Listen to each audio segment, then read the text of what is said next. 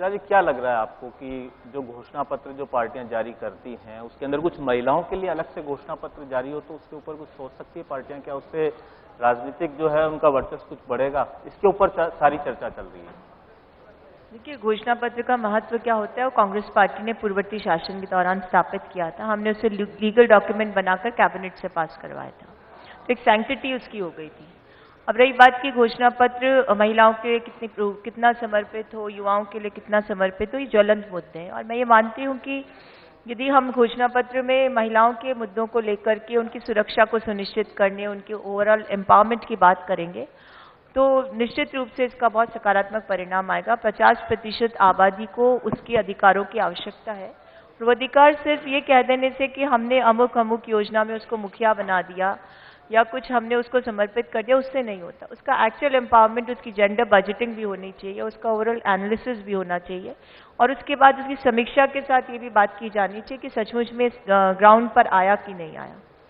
अब gender budgeting की बात थी कि सरकार की तरफ से कह रहे हैं कि जेंडर बजटिंग पे काम हुआ है, मतलब सरकार ने काम किया। आपको लगता है कुछ काम हुआ राजस्थान के अंदर जेंडर बजटिंग? देखिए, मुझे राजस्थान के परिदृश्य में इसलिए नहीं कि मैं कांग्रेस की प्रतिनिधि हूं और इसलिए मुझे कुछ कहना है तो ऐसा कुछ मैं बोल दूं जिससे कि उसका कोई तथ्यात्मक ना हो, लेकिन सच्चाई तो ये है कि सबसे पहले तो महिलाओं को सुरक्षा की दरकार है और सुरक्षा की दरकार उस राज्य में जहां महिला मुख्यमंत्री रही।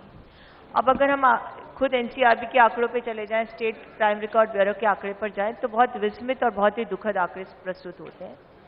इस राज्य में जो स्थितियां बनी उसमें देखने को मिला कि रेप के मामलों में हम तीसरे स्थान पर आ गए पूरे देश में, प्रतिस्पर्धा करते दिखे बिहार और उत्तर प्रदेश से।